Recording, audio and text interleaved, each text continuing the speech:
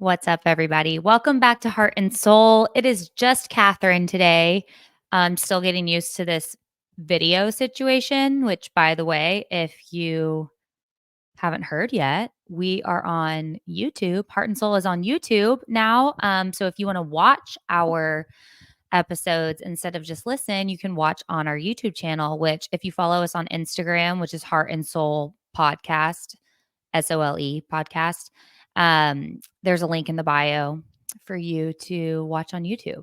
So we're talking to a camera. Also, like, how do I hold my mic? I don't have like super professional equipment. Like, well, what do I do about that? Um, but you know what? I'm always just gonna show up as I am, and this is how I am. Speaking of showing up as I am, it took me 5 ever to show up on this podcast today. I'm recording this the day before it comes out, which, by the way, happy Valentine's Day. Today is Galentine's Day, according to Leslie Knope. If you watch Parks and Rec, then you know. So yeah, I'm recording this the day before, and I'm thinking to myself, I don't have a guest. It's just me. I can wait till Tuesday while Wills is napping. Um, Self was wrong. Like, literally, as I would sit down to press record, like about to genuinely press record, I something would happen. Like the bug in a rug, which is like our pest control guy, knocked on the door. Didn't even know he was coming. So bug in a rug came. He was spraying the house. Obviously couldn't record then. Then Bug in a Rug goes outside. So I'm thinking this is my moment. Well, Bear just like catches a picture or a glimpse of him outside, even though he had just seen him in our house, starts barking. So I'm like, okay, can't press play or press record now. So still waiting. It gets silent again. I'm thinking this is my moment. I'm going to press play. Go to press record. And what do you know? Bug in a Rug guy is right outside my window and gets a phone call. So he's just chatting it up on the phone, and the walls are apparently really thin because I can hear his conversation. And I'm like, cool, I'll just keep waiting. Bug in a Rug guy leaves, which I never thought I'd say bug in a rug so many times in a row, but here we are. This is my life right now. Bug in a Rug guy leaves, and I'm like, all right, it's time. Like, I literally only have a short amount of time. Wills wakes up, starts scream singing, which is his new thing, by the way. Like, he likes to not nap now and instead just like lay in his bed and sing. But it's like scream singing, if you know what I mean. Like, if you're a parent, it's not like a lovely tune. It's like da, da, da, da.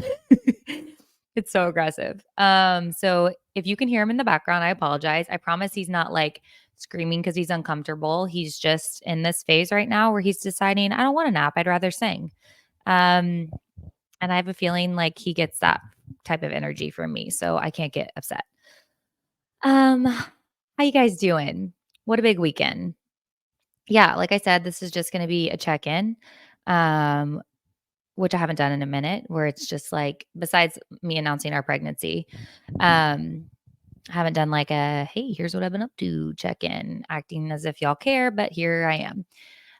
Okay, so obviously I have to talk about the Super Bowl, which was on Sunday. If you didn't watch, then don't worry. Like, all you need to know is about Taylor and Travis, and I'm here to tell you about it. No, I'm just kidding. But seriously, it was such a it's still so surreal to me being a Swiftie that like we get to see her in this element where she's not the performer. Like, she is just simply going to watch her boyfriend play football. And it's really cool to see her in this other element where she is not the show. I mean, I know the NFL tries to like make her the show, but they really didn't show her that much. And they haven't been showing her as much recently, which I think is probably smart on them because they're getting so much flack for it, which I'm like, give the girl a break. She's literally just going to watch her boyfriend play football. What do you expect? Sorry, she's the most famous person in the world. But like, she's gonna watch him play, so shut up. And like, if the Chiefs lose, then she's to blame. If they win, then it's not her fault. It's not her support. It's crazy. Everyone just loves to hate on her. I thought that the Super Bowl was, as far as like sports go, the game wasn't that like exhilarating, especially in the beginning, which is obviously the only part I watched because I go to bed so early. So the first half was kind of like meh football wise.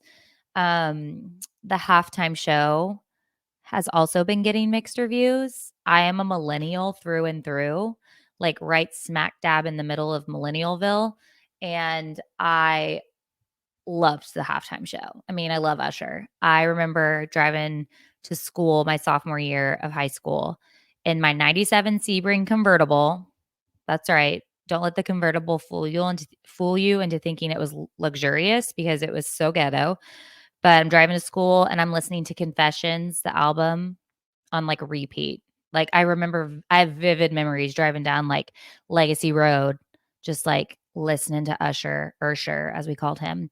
So, that was a really fun, like, walk down memory lane watching him perform, and, like, you can't deny that he's, like, an incredible performer. He's dancing, he's sweating his you-know-whats off, and he's giving it his all with his voice sounds good. Um, I thought it was great, and, like, seeing Ludacris and Little John and will.i.am and freaking Alicia Keys come out. He had killer guests. He had an awesome performance. The songs, we all knew them, we all loved them. He played Let It Burn, he played You Got It Bad, he played My Boo. I'm satisfied. I'm just completely satisfied. And there's a lot of Gen Zers and, like, other people out there who maybe don't love and respect or appreciate Usher as much as we do. And to them, I say, you don't know what you're missing. You need to go back and listen to the Confessions album from from track 1 to the very end. And I think it's like a 20-track album. He even had Confessions Part 2 come out where it's like deluxe. It was a whole thing. Um Anyways, love the halftime show and obviously went to bed before the second half started because I am me. And I will stay true to me always. But I had a dream that night while I was sleeping. Why was I going to say I had a dream while I was sleeping? Duh. So I was sleeping. I had a dream that night that the Chiefs lost. And it was such a vivid dream that I was like, oh, the Chiefs lost. Like I woke up being like, that was real. The Chiefs lost. Womp womp. I'm going to get on social media and like it's going to be awkward because like Taylor's gonna be sad.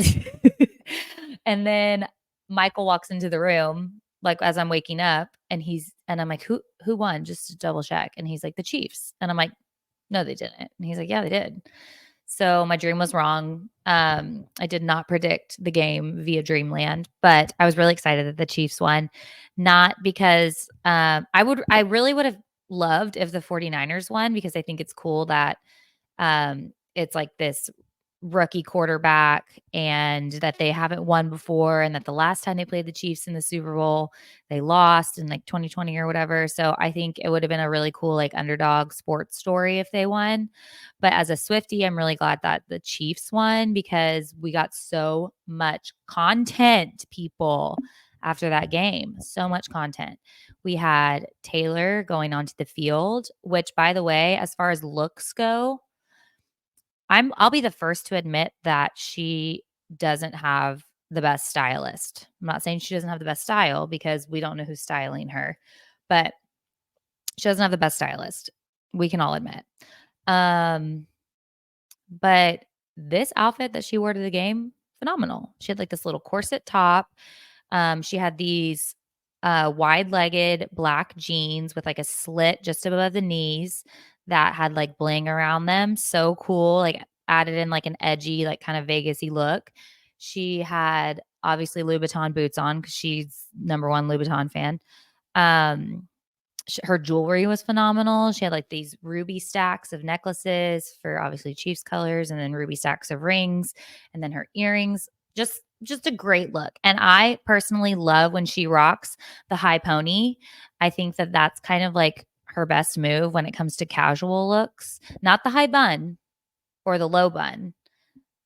I'm iffy about that look for her. I think it's fine, but the high pony when with her throwing in these braids that she likes to do now into it was a move. Like this bouncy curly pony and then her cute bangs. It was a vibe. So she looked great. She goes onto the field after and she obviously lets Donna hug her boy first, Travis's mom. And then she has her moment with Travis and he's calling her baby girl and we're all eating it up and they're in love and they truly look like they're in love. And I'm really just hoping that those who have been hating on them all this time can finally just admit that they seem happy. Like, can we just be happy for a happy couple? Um, like, yeah, just like let's celebrate their love. Even if it's not like in game or whatever, even though I kind of think it is.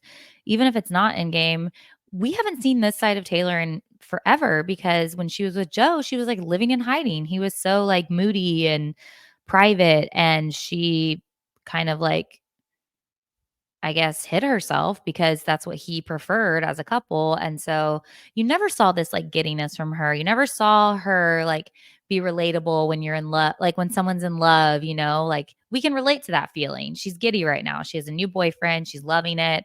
She's so cute with him. I don't know. I think it's really sweet. And I love how different they are, but I love how he has his own thing going. Like this was his night. And she was not trying to make it about her, nor does she. I don't think she tries to make it about her when she's at those games. Unfortunately, everyone wants to turn the camera to her. But this was his moment. She let him shine. He has his lane. She has her lane. They support each other in the middle. It's so sweet. She's very like she's more not serious, but she's more like artsy, and he's more like Viva Las Vegas and you gotta fight for your right. Like it's just they're very different, but they seem to complement each other very well. So I'm here for it. I loved the content. I loved that she posted on TikTok. We haven't gotten TikTok Taylor in a while. She used to do that back like in the day, like 2014. And so it's really cool to see her like back on the gram, back on TikTok, like posting some content that's just like behind the scenes of her life. We love to see it. She used to do that so much with her cats, and I loved it. Like I lived for it, and we don't see that anymore. So hopefully this means that Taylor's going to show up on TikTok a little bit more, and we get to see behind the scenes of their love life because it's obviously hard launched to the gods. So yeah, Super Bowl, I would say overall pretty entertaining night. Um, I'm choosing to see the good and everything, choosing to see the positive. And I thought it was a really entertaining night. Before the Super Bowl, the women of Wilmington, that's what I mean when I say we, gathered at this amazing event, the launch of the Sunday Table, which two of my soul girls and an honorary soul girl, so three women in Wilmington who I'm close with, started this community called the Sunday Table, where I think quarterly, I'm not sure how often, but they're going to gather women in Wilmington together for dinner, to break bread together, to meet new friends, to sit with old friends, and just to build community. And the kickoff event was right before the Super Bowl this past Sunday. Um, and it was spectacular. Like it was so incredible to see like the influence that these three women had, and how many people they brought to this event. Like I think there was upwards of 100 people there. They had two long like farm style tables, like very, very long, like wedding reception style tables. They had catered food. They had like a jeweler there. They had a photo booth. They had a photographer. It was such like a special night where women in Wilmington got to feel like pampered and loved and like hang out with people that maybe we don't usually hang out with, or meet people we've never met before. And it was so life-giving. I feel like I have not been outside of like soul group events. Like I haven't attended an event like that um in a while, and it was just really like it just filled my cup. And I cannot wait for the next ones. If y'all live in Wilmington, be sure to follow them on Instagram because they will probably announce whenever their next one will be. And you can stay in the know. You definitely, if you're a woman in Wilmington, you definitely need to go to the next one if you didn't already go to the first. That was phenomenal.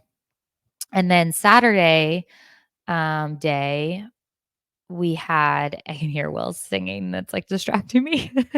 I hope y'all can't, but if you can, whatever, here's some entertainment for you too.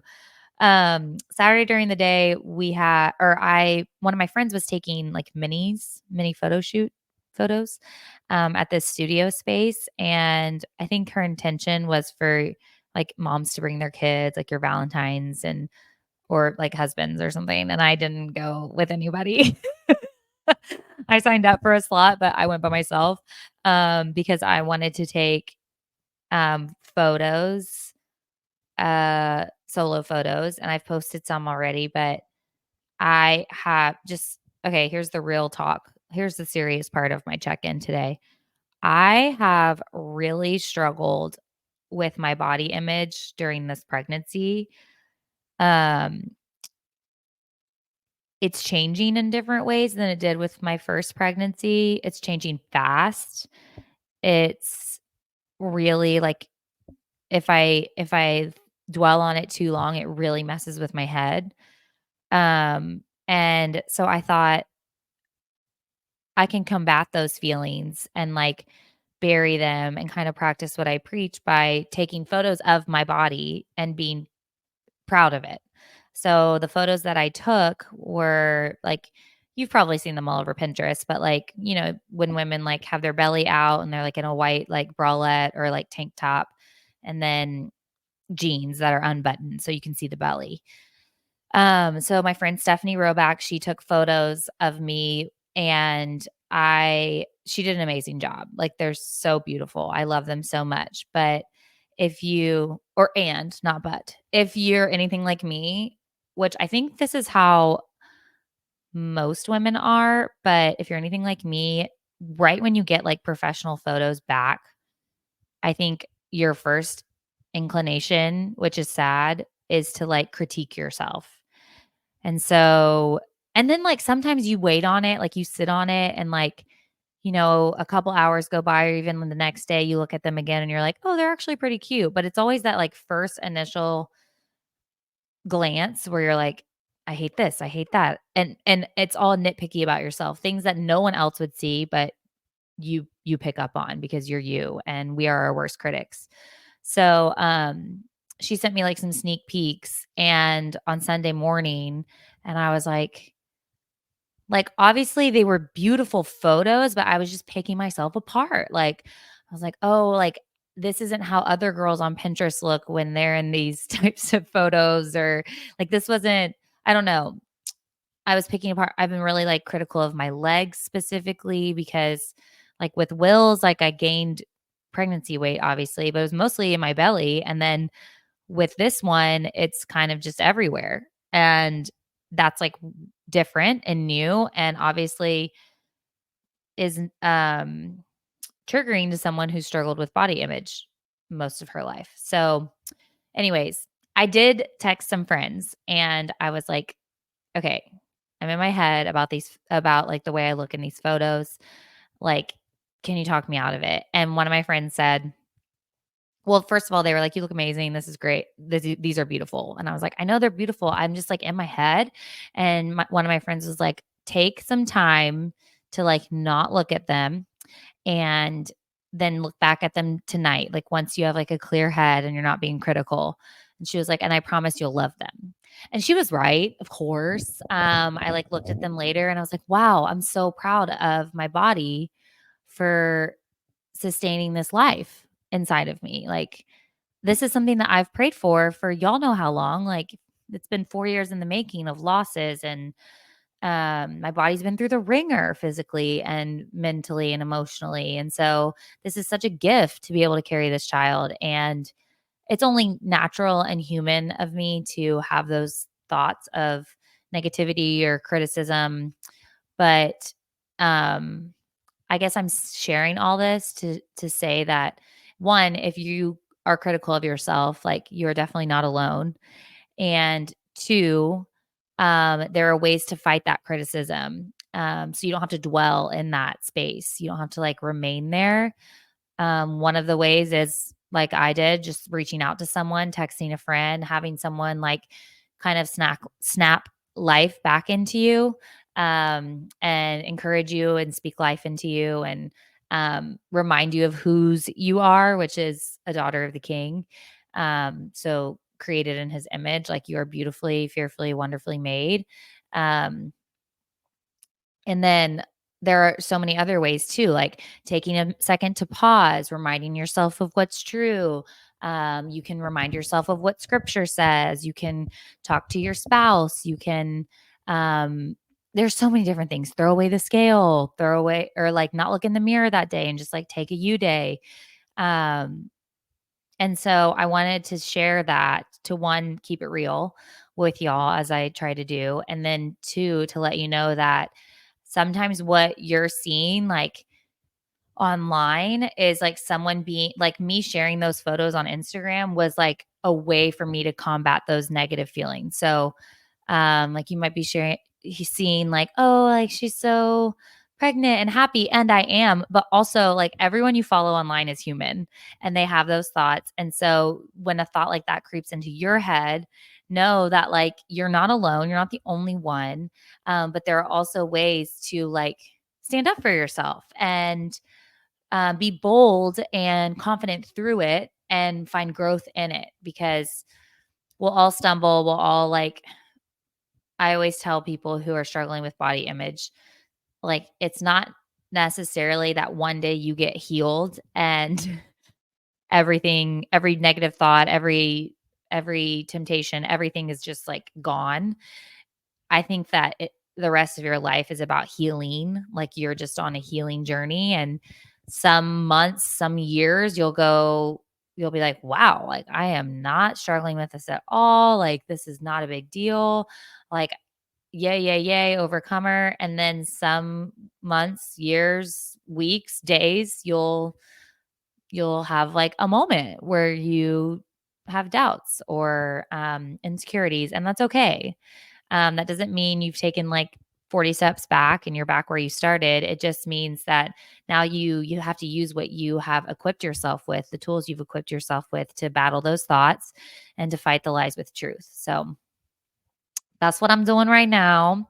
Um, and I hope that you were encouraged by that if you're listening to this. And I guess maybe the message of today, since it's Valentine's Day, the day of love, is to practice a little self love on ourselves, like show ourselves the love and the grace and the adoration that we show others, like how you adore and give grace to your friends and the people you love most. Like, we need to be giving that to ourselves too. And I'm preaching that because I need to believe it as well. So Valentine's Day, Galentine's Day, let's love ourselves a little bit more so that we can love others even better.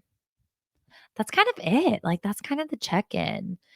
I don't really know what else to update y'all on, but that was kind of the past couple days for me, and it's been a really life-giving couple of days, a lot of growth, and yeah.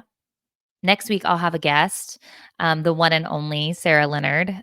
She will be returning, and we'll be chit chatting it up, girl talking it out, as we do best. So next week will be a guest, and then I believe for the next 3 weeks, actually, I'll have guests. So yay! If you enjoyed this solo episode, or if you enjoy our podcast, my podcast at all, it would mean so much to me, seriously, if you would rate and review on Spotify or iTunes or wherever you listen to your podcast. Those ratings, especially on Apple Podcasts, really help. And like I see them, and then also like it bumps you up in charts, and it allows new people to find the podcast, and it's just really life-giving. So if you could do that, and then also, even if you're not like a big YouTuber, it would mean so much to me if you would take just a second to go to the link in our Instagram bio, and I'll put it in the show notes as well, and subscribe to our new YouTube channel. You're not going to get notified, you're not going to get like a bunch of notifications or anything. It's just like, whenever you're on YouTube, it'll pop up and say like, "Do you want to watch this?" And that's your choice. Even if you don't watch it though, the subscriptions really mean a lot. So please do that. Please help a sister out. And then, yeah, I will talk to all of y'all next week. I hope you have a wonderful Valentine's Day and a wonderful rest of your week. And I'll check back in with you next Wednesday. Bye.